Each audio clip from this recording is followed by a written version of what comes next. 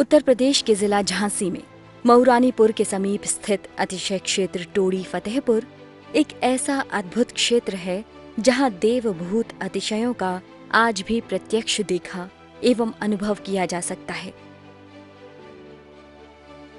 तथा जहां मात्र वीतरागी जिनेंद्र भगवान के अलावा अन्य किसी भी प्रकार के मिथ्यात्व पोषक देवी देवताओं की पूजा भक्ति आदि न होती है और न ही प्रत्यक्ष अथवा परोक्ष रूप से ऐसी प्रेरणा दी जाती है, बल्कि दृढ़ता पूर्वक गृहीत मिथ्यात्व पोषक क्रियाओं रागी देवी देवताओं आदि की मान्यता को छुड़ाकर वीतरागी देव शास्त्र गुरु का सदाचारी श्रावक बनने का रास्ता बताया जाता है। क्षेत्र पर आज भी रत्न वृष्टि देखने को मिलती है। वर्ष 2021 के भाद्र पक्ष में क्षेत्र पर अढ़ाई द्वीप विधान संपन्न किया गया। नियम त्याग पवित्रता एवं श्रावकों द्वारा लगातार एक अन्न का भोजन किया गया, जिसके फलस्वरूप हवन की पूर्णाहुति के कुंड से लगातार घी का निकलना प्रत्यक्ष चमत्कार को दर्शाता है। अरे आज मैं आ रहा हूँ तो पर को भाई तुम्हें आज अभिषेक करने आओ, है ना। उसने भाई से अभिषेक किया भगवान का, उसने खुशी से अभिषेक नहीं किया। तो देखो जो भगवान के शरण में रहता है खुश दिल से तो खुश दिल ही रहता है। कितने भी उपद्रवी खड़े हो जाएं, कितने भी उपद्रवी खड़े हो जाएं, लेकिन उसको नीचा नहीं दिखा पाएंगे, चाहे कुछ भी हो जाए।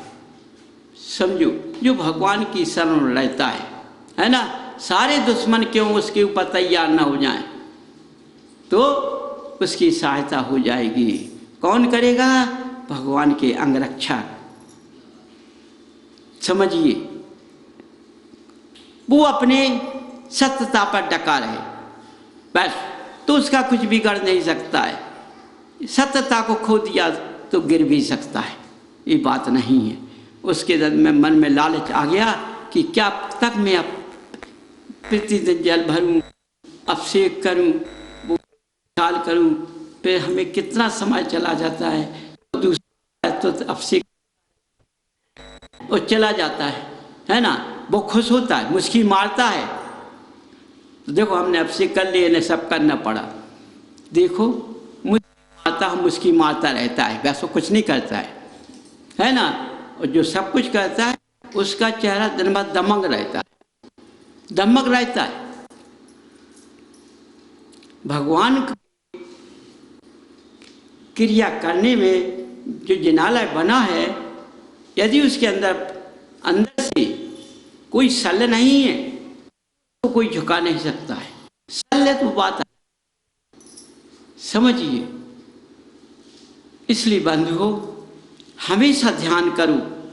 ये कहने की बात नहीं है कि हमें प्रक्षाल करना चाहिए, पहले जल भरना चाहिए, अभिषेक करना चाहिए, तभी नहीं।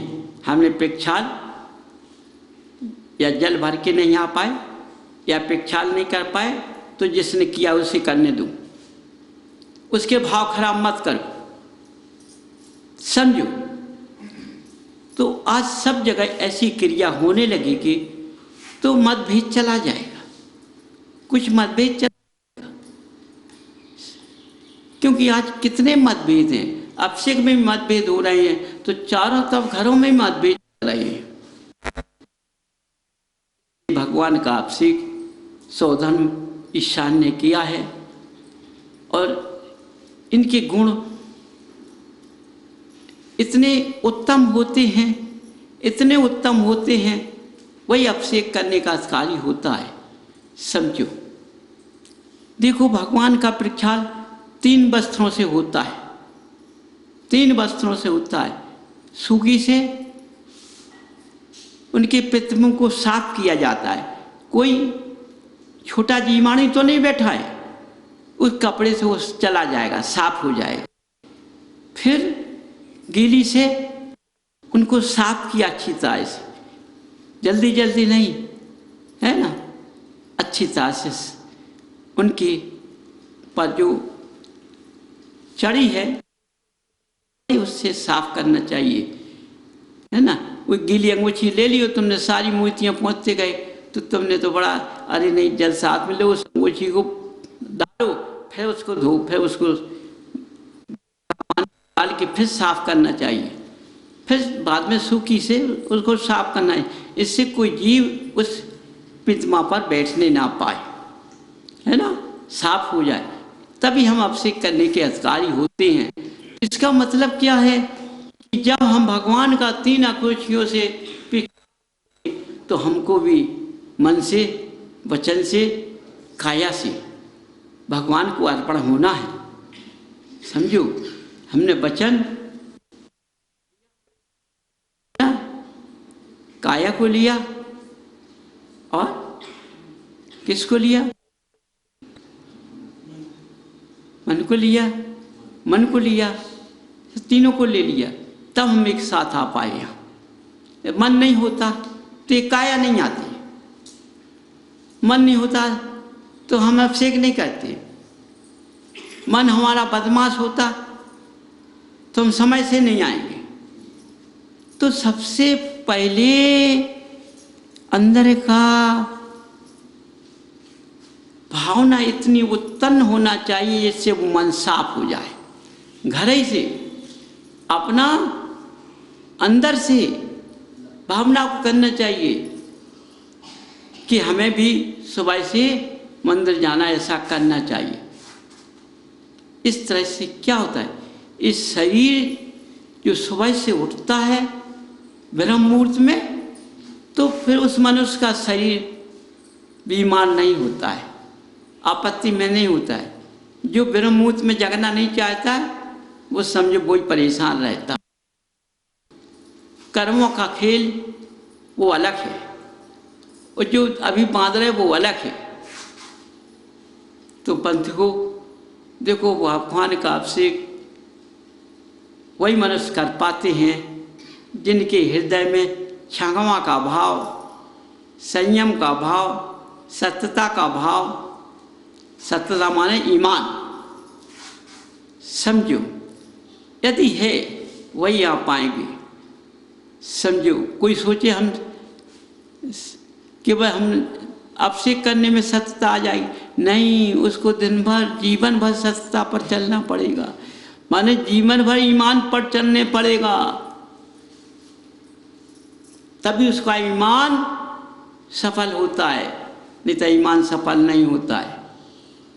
इसलिए जहाँ ईमान होता है वहाँ धर्म होता है, जहाँ ईमान नहीं होता है वहाँ धर्म नहीं हुआ है। देखा देखी कभी धर्म नहीं होता है, समझिए। देखने में धर्म देखते हो मिलता नहीं है, करने में मिलता है। उस रास्ते पर चलोगे तभी मिलेगा, तो नहीं मिलेगा। तो सोचो, जैसे जड़ पेड़ के नीचे से सच को सींचती है, पेड़ हरियाता है, इसी तरह से दोनों पति पत्नी अपने भगवान की भक्ति में लीन जब घर जाएंगे, वो गृहस्थ कितना पवित्र रहेगा, कितना सुंदर रहेगा। अंतर्भाषा नहीं होगी, कोई पूजने वाले नहीं होंगे। अंदर से देखना, तुम ऊपर से तो अच्छे लगते हैं, अंदर से बिल्कुल ऐसे देखेंगे, इनके पास नहीं बैठना चाहिए। समझ जाओ, ऐसी विद्वान बसात और ऐसी ये बसात, समझ लो, सोचो। अब तुम्हारे लोग का पूछ के है सबके, तो क्या करें, देवन को तो भाई खुश होगा, समझो। इसलिए बंधुओं, स्त्रियों ने अपने श्रृंगार खो दिया है, पुरुष ने अपनी मर्यादा खो दी है, दोनों का सत्य चला गया है। इसलिए दोनों सत्य पकड़ ले, पुरुष अपनी मर्यादा पकड़ ले, स्त्री अपना स्वार्थ पकड़ ले। तो ये व्यंतर इस भूमि पे ये कहेंगे तो हमारे लिए तो कोई मिला ही नहीं है।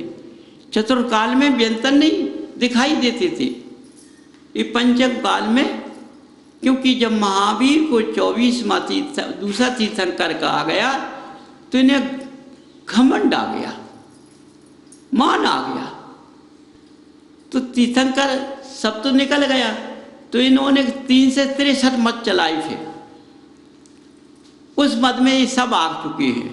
फिर आखिर बनना पड़ा 24वां तीर्थंकर, महावीर बने। तो उन्हीं के काल में 3 से 63 मत चल रहे हैं, समझो, उन्हीं ने बनाए हैं और उन्हीं के काल में सारे आ गए हैं। ये व्यंतर बाधा उन्हीं के काल में आ चुकी हैं, लेकिन उस काल में बनाया है, लेकिन चल नहीं पाई। क्यों नहीं चल पाई? कि पुरुष स्त्री के पास मर्यादा थी, स्त्री स्वागवती होती थी, है ना। अब स्वागवती नहीं स्त्री। मैं किसी को स्वागवती नहीं कह पाता हूँ, कैसा जरूर सब तो बोल रहा हूँ, क्योंकि हमें दिखता है कोई एक चूड़ी पहनता है, कोई कड़ा पहनता है, कोई सोने की चूड़ी पहन लेता है ना। ठीक है, सोने की पहनो तो इकट्ठी पहन लो, कम से कम एक हाथ में 12 चूड़ी से कम नहीं होना चाहिए। समझिए, एक हाथ में कांच की चूड़ी महान बनाई जाती है। जैसे कांच की चूड़ी कुड़क जाती है तो ये दूसरा तैयार नहीं होती है। बंधुओं समझना, कांच की चूड़ी टूट जाती है तो दूसरा तैयार नहीं होती है। जिस तरह से पत्थर की प्रतिमा कुड़क जाती तो दूसरा तैयार नहीं होती है, और धातु की प्रतिमा गलत खंडित हो जाए तो गल के दूसरा तैयार हो जाती है। इस तरह से मनुष्य का पुद्गल जब चला जाता है, समझो, इससे जीव निकल जाता है तो इसमें जीव प्रवेश नहीं कर पाता है, मरणावस्था हो जाती है। इसी तरह से ये कांच की चूड़ी महत्ता दी गई है। इस कांच की चूड़ी से बंदर भागते हैं। ये बहुत महान चूड़ी है, क्योंकि कांच का बूंदा तो चला गया। कांच का बूंदा चलाते थे तो बच्चे जवाब नहीं देते थे लौट के माँ को, पिता को, मर्यादा में रहते थे। अब क्या है, किसका चल गया है? आज लगाया कल खराब, चलो दूसरा खींच लो, पत्ता का लगा खींचिए। आज का ऐसा हिसाब चल गया। इसलिए हर पुरुष अपनी महिला को सोने का बूंदा बंधवाए। समझो, कमर से ऊपर सुनना और कमर से चांदी का काम करे नीचे वो। कभी बिछिया सोने का नहीं पहनना चाहिए, कभी सोने की पैल नहीं पहनना चाहिए, क्योंकि सोना मानी होता है और तुम्हें गिरा देगा, आप भिखारी बन जाएंगे उसको। इसलिए कमर सोना मानी होता है, इसलिए कमर से चांदी की का आभूषण बनना चाहिए। करदौनी होना चाहिए, वो चांदी की होना चाहिए। पायल होना चाहिए, चांदी की होना चाहिए। बिछिया होना चाहिए, चांदी का होना चाहिए। हाथ में चूड़ियाँ कांच की होना चाहिए, प्लास्टिक की नहीं होना चाहिए। समझो, क्योंकि जब जोड़ा मिलता है तो हाथ से हाथ मिलता है। जब जोड़ा मिलता है तो हाथ से हाथ मिलता है, तो चूड़ी खनकती है।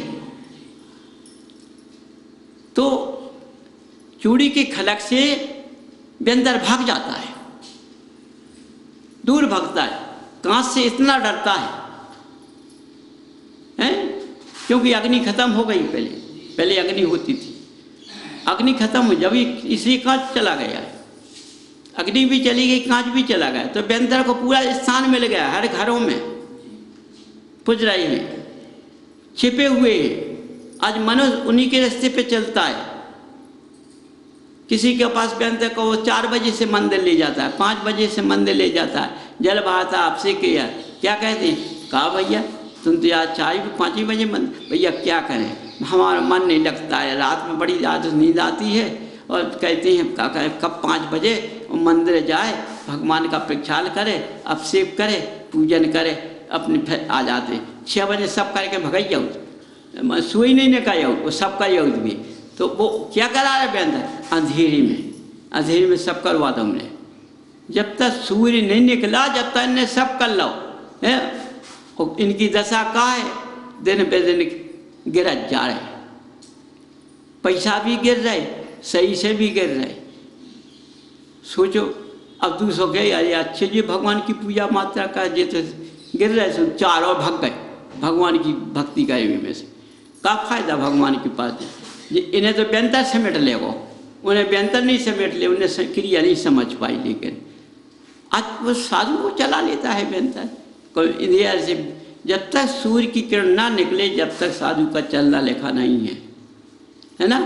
किसी का कुछ भगवान का अभिषेक करने के अधिकार ही नहीं हो जब तक सूर्य ना निकले। समझिए, सूर्य की किरण फूटे, उससे किरण से सारी पवित्र भूमि हो जाती है। समझिए, इसलिए हर मनुष्य को ब्रह्म मुहूर्त में उठना चाहिए। जब ब्रह्म मुहूर्त में उठेगा तो कभी बीमार नहीं होगा। अब क्या हो गया है कि रात में जागते हैं और दिन में सोते हैं, और रात में खाते हैं और दिन में भागते हैं, ऐसा हो गया। इसलिए बंधुओं, हर बात को समझ लो, मैंने जन्म किस लिए लिया है? अपना पार करने के लिए जन्म लिया है। तो पार का रास्ता यही है कि तुम इस रास्ते से चलोगे तो पार हो जाओगे। समझिए, दूसरे रास्ते से तो गिर जाओगे। इसलिए बंधुओं, हर बात का ध्यान दें। यहाँ भी अभिषेक करने वाला ध्यान दें, हाँ, कि वही प्रक्षाल करें, वही अभिषेक करें। समझो, अलग रूप बताइए, अलग क्रिया करिए। धर्म की जो क्रिया होती है उसी क्रिया से चलिए। शांति धारा का बिल्कुल प्रयोग नहीं करना, क्योंकि शांति धारा ने भगवान का अभिषेक को महत्व का समाप्त कर दिया है, व्यापार के रूप में बदल दिया है उसको। समझो, दान मन से देना चाहिए, नाम से नहीं देना चाहिए। जो मन से दान देता है, यदि 1000 रुपया मन से दान देता है, उसका 1 लाख के बराबर होता है। समझो, और 1 लाख रुपया नाम से दिया, वो 1000 के बराबर होता है। उल्टा हो गया।